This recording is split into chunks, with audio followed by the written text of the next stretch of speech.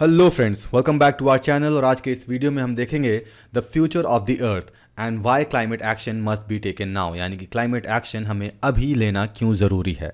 तो जैसा कि हम जानते हैं, क्लाइमेट चेंज लगातार हो रहा है और तेज़ी से हो रहा है, और ये हमारे प्लैनेट के लिए, हमारे धरती के लिए आज सबसे बड़ा थ्रेट है। क्यों थ्रेट है? क्योंकि ये हमारे वेदर पैटर्न को अफेक्ट कर रहा है, बायोडाइवर्सिटी को अफेक्ट कर रहा है, इकोसिस्टम को बदल रहा है, और हर तरीके से कहीं ना कहीं क्लाइमेट चेंज जो है हमें नेगेटिवली इम्पैक्ट कर रहा है। इसमें कोई पॉजिटिविटी नहीं है, ये हमें नेगेटिवली इम्पैक्ट कर रहा है। अब ये क्लाइमेट चेंज होता क्या है, सबसे पहले हम वो समझ लेते हैं। तो यहाँ पर डेफिनेशन दिया गया है, climate change refers to the long term shifts in global weather pattern caused by increasing concentration of greenhouse gases in the atmosphere। यानी इसका मतलब क्या है? अब देखिए, आपको क्लाइमेट और वेदर दो तीन चीज़ें होती हैं, आपको हमेशा कन्फ्यूज़न होगा, क्लाइमेट, वेदर, और एक होता है सीज़न। तो इसमें आपको कन्फ्यूज़ नहीं होना है। सीज़न क्या होता है, वेदर क्या होता है, क्लाइमेट क्या होता है। तो इसमें से सबसे छोटा कॉन्सेप्ट है, यानी ये सारी चीज़ें टाइम के बेस पे है, ठीक है।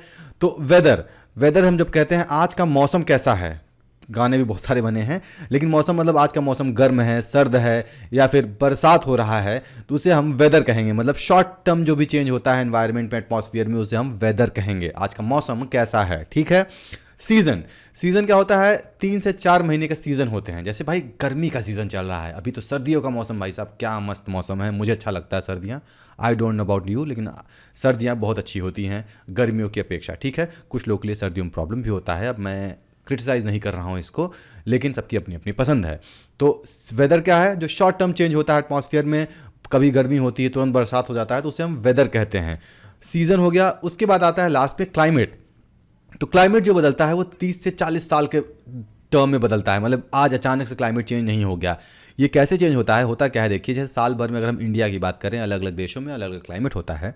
इंडिया की बात करें तो 3 से 4 महीने सर्दी होती है, 2 महीना लगभग बरसात होता है, उसका सारा जो बचा हुआ समय है वो क्या होता है, गर्मियों में बीतता है। तो एक फिक्स पैटर्न होता है। जैसा कि हम देखते हैं, मार्च तक ठंडी रहती है, तो अप्रैल से लेके लगभग आप देखेंगे अक्टूबर तक अब तो गर्मी रहती है।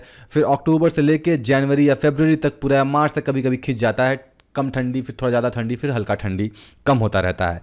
ठंडी के मौसम में आ जाता है। अब बीच में यहाँ पर अक्टूबर और अप्रैल के बीच में ही, यहाँ पर जून जुलाई अगस्त में 3 महीने में कभी भी बरसात हो जाती है। तो ये एक पैटर्न होता है कि हर साल भाई इसी में होना है। लेकिन जब ये पैटर्न बदलने लगे कि अब ये जो शिफ्ट समय होता है, शिफ्ट हो जाए कि भाई अब यहाँ पर जो आपका ठंडी जो पड़ रहा था नवंबर या अक्टूबर से लेके मार्च तक पड़ रहा था, अब ये शिफ्ट होकर जनवरी से, अब आपने इस साल गौर किया होगा, ठंडी पहले दिसंबर में ही बहुत तगड़ी आ जाती थी। इस बार का ठंडी थोड़ी लेट आई है, जनवरी में, या फिर अब 4-5 जनवरी के बाद थोड़ी बढ़नी शुरू हुई है। तो एक तरीके से ये क्लाइमेट अब शिफ्ट हो रहा है, चेंज हो रहा है।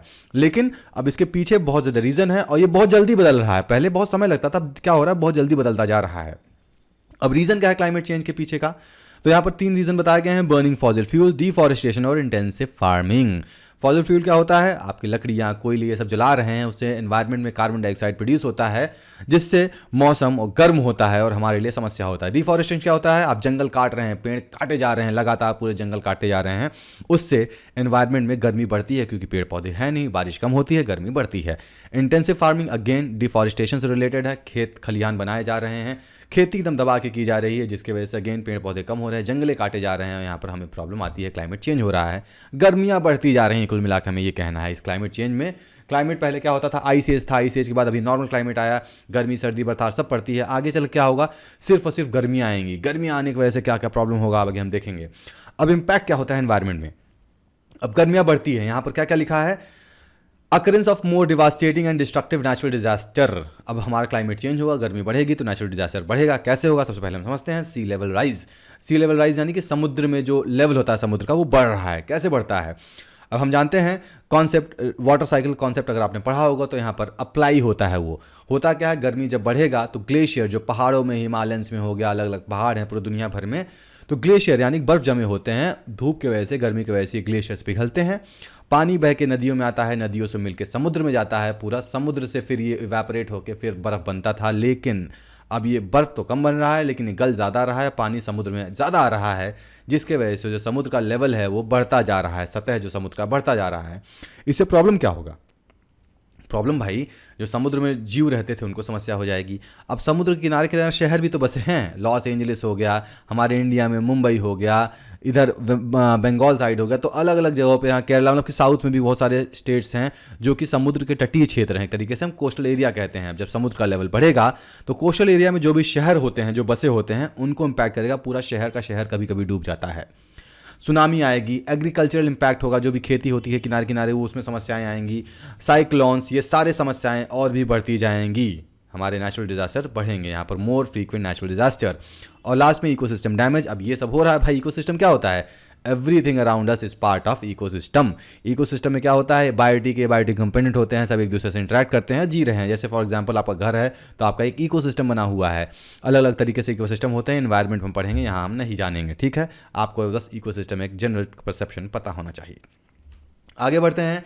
अब इंसानों पर इम्पैक्ट क्या होगा? अब इंसानों पर इम्पैक्ट सबसे पहला तो होगा भाई, फूड और वाटर क्राइसिस होगा। क्यों हो जाएगा?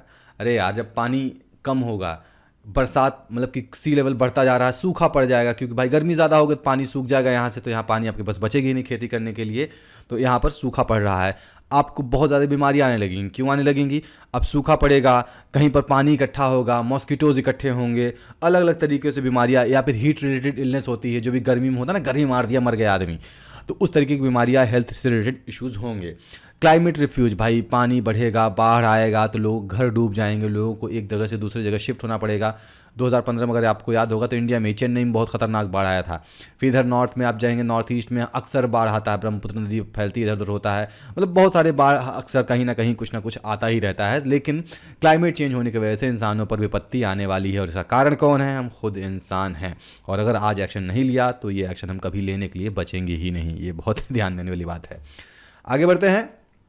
स्टेट ग्लोबल इंस्टीट्यूशंस जो होती हैं क्लाइमेट क्राइसिस को कैसे मैनेज कर रही हैं? अब देखिए, जो भी ग्लोबल इंस्टीट्यूशन यानी कि इंटरनेशनल लेवल पर जो इंस्टीट्यूशंस हैं, बहुत सारे मॉन्ट्रियल प्रोटोकॉल हो गया, बहुत सारी मीटिंग, सस्टेनेबल डेवलपमेंट गोल हो गया, बहुत सारी मीटिंग्स करते रहते हैं, बहुत सारे पॉलिसीज़ बनाते रहते हैं, और कोशिश कर रहे हैं कि जो टेम्परेचर है 1.5 जो हर साल बढ़ता रहता है उसको कम किया जा सके, या फिर इतना हम मेंटेन करें, इससे नीचे रख सकें।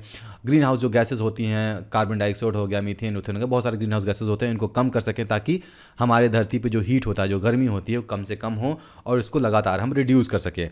इवन जो इंडस्ट्रियल सेक्टर होते हैं उनको भी इंकरेज किया जाता है कि रिन्यूएबल एनर्जी को इस्तेमाल करो भैया, जैसे सोलर एनर्जी हो गया, विंड एनर्जी हो गया, इन सब एनर्जीज़ का इस्तेमाल करें रादर देन जो हमारे ट्रेडिशनल सोर्सेस ऑफ एनर्जी होते हैं, और पोल्यूशन को कम से कम करें।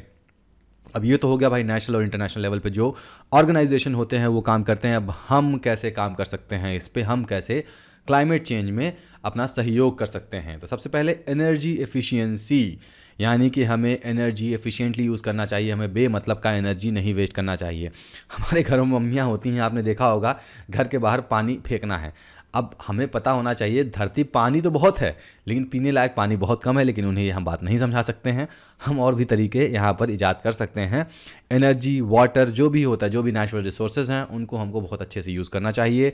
एनर्जी अगर आप घर में नहीं है, रूम की पंखे बत्ती सब बंद कर दें, यही सब तमाम तरीके आपको बचपन सिखाया जाता है, लेकिन आप सुनते नहीं हैं। लेकिन अगर नहीं सुने तो आप गर्मी के लिए तैयार हो जाइए। अगर आप पैसे वाले हैं, आपके घर में एसी वगैरह है तो ठीक है, नहीं है तब तो समस्या और बढ़ने वाली है। हालांकि एसी से भी इम्पैक्ट होता है क्लाइमेट पे, एसी से भी गर्मी बढ़ती है, लेकिन अब करे तो करे क्या? आदमी शहर में रह रहा है, वहाँ पर हम क्या कर सकते हैं भाई? पेड़ पौधे लगा सकते हैं, और गांव में लोग पेड़ पौधे लगाएं ताकि गर्मी जो है कम हो सके। कार्बन फुटप्रिंट को हमें कम करना चाहिए। कैसे कर सकते हैं? हम जो कार वगैरह यूज़ करते हैं, आप शहर में रहते हैं, एक घर में 3-3 4-4 कार हैं, अरे भाई क्या ज़रूरत है? आप कार पूलिंग कीजिए। आपको ऑफिस जाना है, अगर एक ही ऑफिस में 5 लोग जाना है एक ही एरिया से, तो भाई 5 लोग एक ही गाड़ी से ले जाइए। लेकिन नहीं भैया, बहुकाली कम हो जाएगी, हमें तो इंडिविजुअल गाड़ी यूज़ करना है। दो सारी चीज़ें आपको ध्यान देना होगा, आप कैसे इंडिविजुअल लेवल पे काम कर सकते हैं। प्लास्टिक पोल्यूशन आप कम कर सकते हैं। अब आप दुकान जाते हैं, एक थैली दूध लेंगे, 2 पैकेट नमकीन लेंगे, ले अब बड़ा सा पन्नी दे दे भैया, बिना पन्नी के हम नहीं जाएंगे। भाई कम करो यार, ये पढ़े लिखे लोग हो जाते हो, फिर भी मैंने समझ नहीं पाता हूँ आज तक। आजकल के जो लोग प्रिपरेशन तो कर रहे हैं यूपीएससी एग्ज़ाम की, स्टेट पीसीएस एग्जामिनेशन की, लेकिन काम क्या ही बताऊँ, मैं बोलना नहीं चाहता हूँ शब्द, लेकिन बेवकूफ़ी वाले काम करते हैं। आप दुकान जाते हैं, आप थैला ले जाइए, चलो थैला नहीं ले जाना हो, लेकिन अगर पॉसिबल है कि आप पन्नी लिए जाए, बिना भी काम हो सकता है, भाई सामान को हाथ में ले जाइए। लेकिन नहीं, भौकाली कैसे मेंटेन होगी? तो ये सारी चीज़ें हम इंडिविजुअल लेवल पर कर सकते हैं, और नहीं करेंगे भाई झेलना तो हमें ही है। हम नहीं झेलेंगे, हमारे बच्चे झेलेंगे, लेकिन झेलना तय है। अब यंग जनरेशन जो है, यही फ्यूचर का होप है। यंग जनरेशन जो जेन जी आ गई है आजकल, जेन जी बहुत तेज़ बन रहे हैं। इनको समझना होगा, क्योंकि अब जो मिलीनियल्स होते हैं, जो 90s के दौर, हम लोग जैसे 90s के दौर के हैं, या फिर हमसे जो बुढ़े हो गए हैं, भाई उनका काम खत्म है। उतना जो बवासीर मचाना था मचा चुके हैं, पूरा कांड कर चुके हैं। रहना किसे, जेनजी को रहना है, आगे जनरेशन जो आ रही है उसको सर्वाइव करना है, तो उनका रोल बहुत इंपॉर्टेंट हो रहा है। उनको अवेयर होना चाहिए भाई, समझना चाहिए क्या करना चाहिए क्या नहीं करना चाहिए। इनको अब हमारा काम क्या है, देखिए जेनजी काम क्या है, उनको भाई चीज़ें को संभालना है, लेकिन संभालेंगे कैसे, इन्फॉर्मेशन कौन देगा? तो हम लोग जो हैं, हम ही लोग इन्फॉर्मेशन देंगे, समझाएंगे प्रॉब्लम क्या समस्या हो रहा है, क्या क्या दिक्कत होने वाला है। भैया आगे चल के खाने के लाले पड़ जाएंगे, बड़ा प्रॉब्लम होगा। अभी एक्शन ले लो, नहीं तो एक्शन लेने के लिए हो सकता है कल जिंदा भी ना रहो। बहुत सारे पिक्चर देखते हैं ना, ज़मीन के अंदर घुसे पड़े हैं, तमाम चीज़ें, बहुत सारी समस्याएं आ सकती हैं। इन सब चीज़ों को आपको ध्यान देना होगा।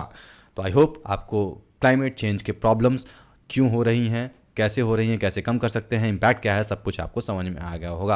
अब कंक्लूजन में यही हमें बताया जाता है कि क्लाइमेट क्राइसिस एक सबसे बड़ा चैलेंज है जो हम अभी फेस कर रहे हैं। इसको ध्यान दो, नहीं तो निपट जाओगे भैया। अब गवर्नमेंट लेवल पे, स्कूल लेवल पे, सोसाइटी लेवल पे, इंस्टीट्यूशन लेवल पे सब कुछ अपना काम कर रहे हैं, लेकिन हमें, अगर हम इंडिविजुअल लेवल पे ही जागरूक नहीं हो रहे हैं, काम नहीं कर पा रहे हैं, तो घंटा कुछ नहीं होने वाला है। तो आप जागरूक होइए, आप इस पर ध्यान दीजिए, क्लाइमेट चेंज की तरफ आप जो भी कर सकते हैं उसमें सहयोग कीजिए। आई होप सब कुछ आपको समझ में आ गया होगा। अभी तक हमारे साथ वीडियो में बने रहने के लिए धन्यवाद। मिलते हैं आपसे अगले वीडियो में नए टॉपिक के साथ, और क्लाइमेट को बचाएं भैया। Stay safe to save our earth. Thank you.